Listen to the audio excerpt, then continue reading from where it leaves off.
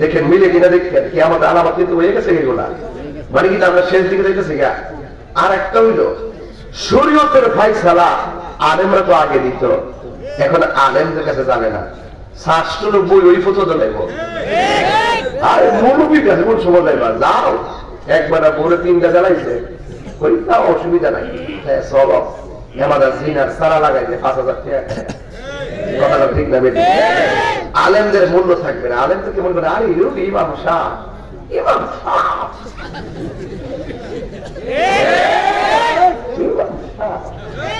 ইমাম আসেনি বিরাম না কেউ আসেনি চলে আসবো ও ওইটা এই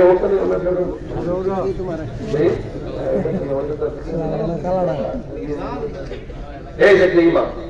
ওই যে আরেকজন ওই যে একটা ইমাম আরে বাবা 2জন ইমাম 2 মাসে আসেনি এরা যদি বেতন কত করব 8,000 না 11,000 আর নাইলে 6,000 অথবা 12,000 ঠিক আছে ওকে এই লোকটা যদি 8 বছর ধরে ইমামতি করে 8 বছর ধরে সে সিএনজি চালাইতো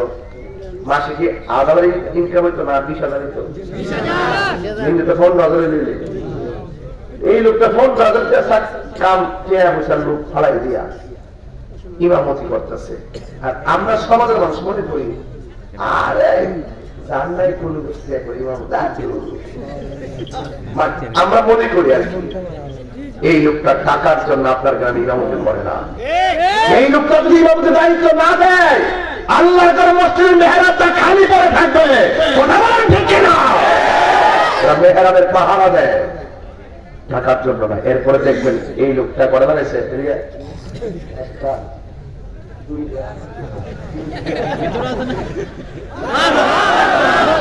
আমার কোনে গেলে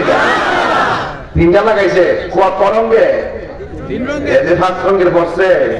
যিনি টেহাওয়ালা হেইটা স্বপ্ন দেয় কথাটা ঠিক না 1 নম্বর কত লম্বা কাপড় কিনবে না কিন্তু রিহানি তো ঠিক না দিয়া নোটিসে কথা ঠিক হবে বাবা আর কথা আছে বড় কোনো রিসার্চ করা চিন্তা করিস না তো ওই ইমামদেরকে তুচ্ছতা চলে করবে আলেমদেরকে তুচ্ছতা চলে করবে সাধারণ পাবলিকদের কাছ থেকে ফতোয়া নিবে এগুলো আর গ্রামের ভিতরে যে উচিত কথা করবো তার কদর করবো যদি বাদ করে সিটারি টাউটারি করবো এটার দাম বেশি কথা কর ঠিক যাবে আর সুৎকুর সম্মান ওপেন মেরে যাবো গা আপনারা তো সুৎকুর নাই সুৎকুর আসেনি রে আমার পোলা মন্দির যদি এক হয়ে জায়গা আমার মনে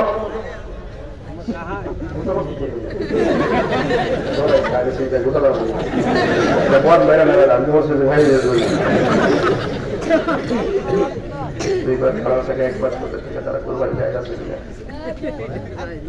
দুইবার খালার টাকা একবার 70 টাকা কোরবানি তো নাই হালাল ওয়ালা হারাম গালা ওয়ালা হারাম হালাল এবং হারাম যখন একত্রিত হয় হারামটা প্রাধান্য পাই সুতরাং কোরবানি হবে না কথা বলেন ঠিক না বেশি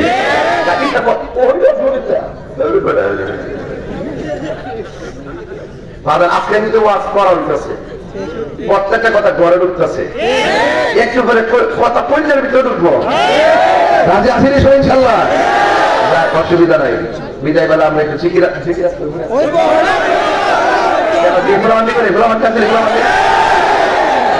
মারহাবা জোরে গান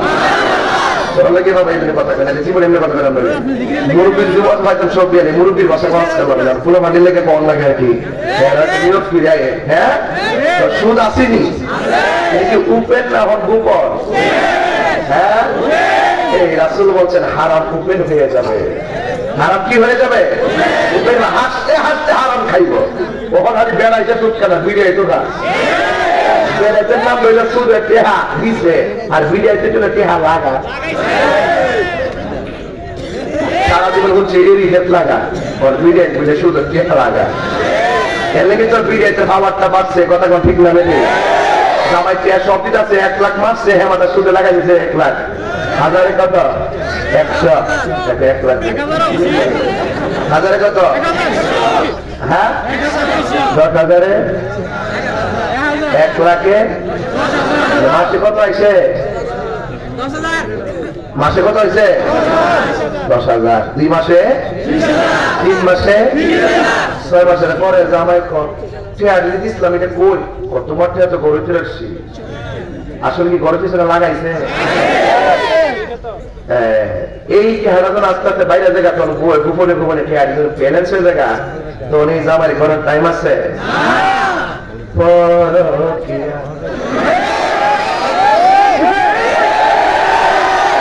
হাত তোল প্রমাণ হাত তোল প্রমাণ হলো যে সংসারে হারাম চলবে এই সংসারে কখনো আরাম হইতে পারে না তুমি তোমরা ভেঙে টুকরো টুকরো হয়ে যাবে টুকরো টুকরো হয়ে যাবে শান্তি গেলে শান্তির আগুন লেগে যাবে হারামের মধ্যে কোনো আরাম ওই যে কিয়ামতের আলামত শুরু ছিল বাকি আছে এখন আসেন এমন প্রায় 200 আলামত হয়ে গেছে আর বড় একটা আলামত আছে কইতামনি বাজার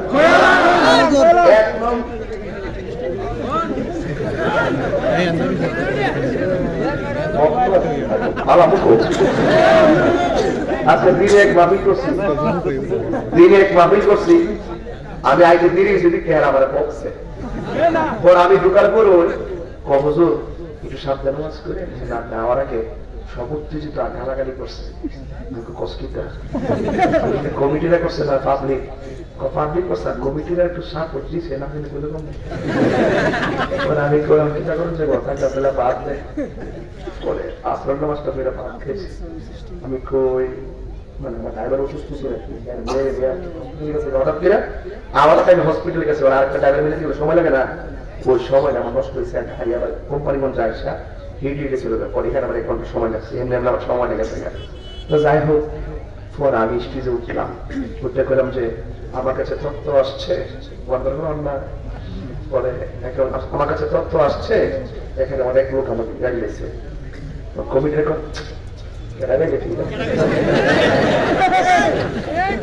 আমি কই না আমরা রাগ করেন না বাহিরে চিনছিলাম না একাই গেছি কি হয়েছে আমি আইনা দিকে তুলে দিয়েছি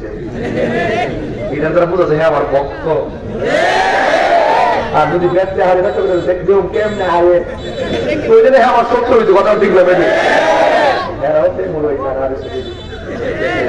কথা কথা একটু মহব্বত বেশি আর কি ফেরা কথা কয়েন আর কি আমি খেয়াল রাখছি আর কি হ্যাঁ আমার জোরে কর কষ্ট হইতেছে আপনারা মোটামুটি ওয়াজ কিন্তু জায়গা যেতেছে গা জায়গা গেলে গা ডাইনে বেলা যাওয়ার শুধু তোমার না দেখলে আমার ঘরে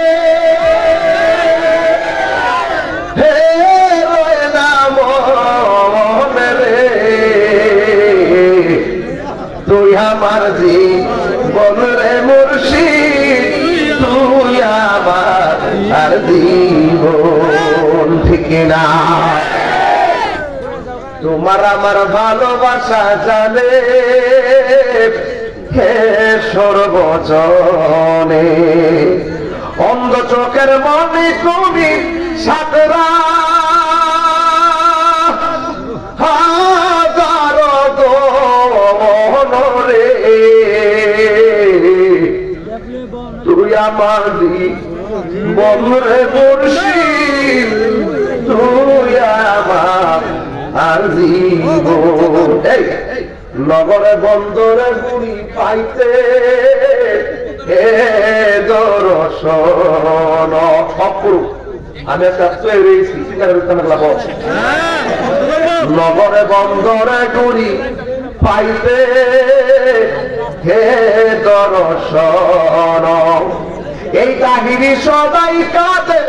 সদাই ভাসে লয় মেরি জোরে গো তুই আমার জীবন রে মুর্শিদ তুই আমার আর জীবন বিপ্লবী ভাই তুই আমার জীবন রে মুর্শিদ তুই আমার আর জীবন তোমার না দেখলে আমার ঘরে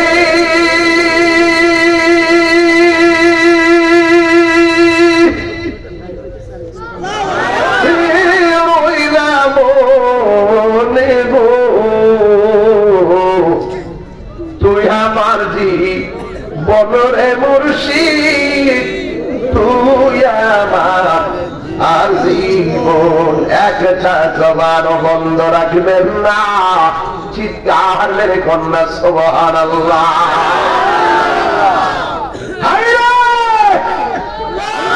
কি দিয়ে বুঝাবো, কি দিয়ে আমার বুঝাইতাম কিয়ামতের আলামত? ছোট ছোট অনেকগুলো আলামত ঘটে গেছে। মায়ের মূল্য কমে যাবে, বাপের মূল্য কমে যাবে। মায়ের মুখে মুখে তর্ক করবে, বাবার মুখে মুখে তর্ক করবে, মা বাবাকে তুচ্ছ তাচ্ছিল্য করবে। এইগুলা প্রত্যেকটা সংসারে অ্যাভেলেবল ভাবে ঘটিত হয়ে যাচ্ছি। কিন্তু আমার নবী বলে বড় বড় আলামত হলো কিয়ামতের পূর্বে ভূমিকম্প বেশি ঘন ঘন বেড়ে যাবে। গত কয়েক মাস আগেও তো ভূমিকম্প মিস কল দিছে, কথা কোন ঠিক কিনা? সুনামি বেড়ে যাবে, ভূমিকম্প বেড়ে যাবে।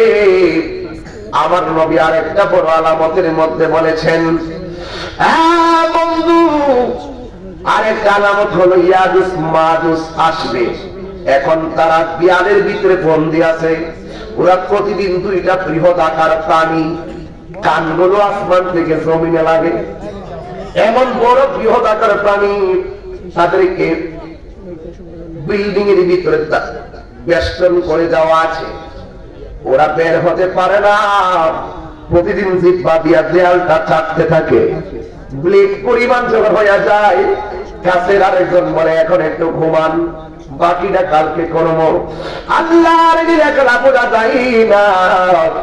যখন আমার আগামীকাল হয়ে যায়, আমার আল্লাহ আগের মতন বিল্ডিং পূর্ণ করে দেয়, আর তারা বের হইতে পারে না। আল্লাহর হাবিব বলেন কিয়ামতের পূর্বে এই ইয়াজুজ মাজুজ তারা বিল্ডিং ভেঙে বের হয়ে যাবে।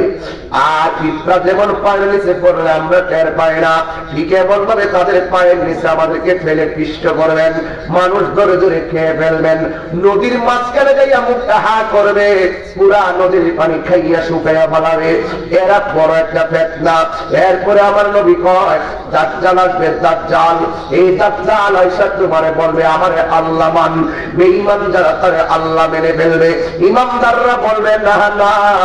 তোমার আল্লাহ মানতাম না, তোমার একটা চক্ষু কানা দেখা যা। আমার আল্লাহ কোনদিন কানা হতে পারে না। আমার আল্লাহ বলছে হাসরের ময়দানে আমাদেরকে দিখা দিদার দিবে, তুমি আমাদের আল্লাহ হতে পারো না। যেই মাত্র বলবে তুমি আমাদের আল্লাহ না, তোমার কপালের মধ্যে 5টা আরবি লেখা দেখা। এই একটা হলো কাফ, আর একটা হলো ফা, আর একটা হলো র। তোমার তুমি হইলা কাটটা কাফের, সাথে সাথে ইমানদার সে মাইরা ফালাবে। আল্লাহর হাবিব বলে আল্লাহ না মানলে ইমানদারে মেরে ফেলবে, আর বেঈমানরা যারা আল্লাহ মানবে এদেরকে মানবে না, না মাইনা ফুলের বাগানে রাখবে। এবারে সাহাবীরা ডাক দিয়ে বলে ইয়া রাসূলুল্লাহ, নবী গো,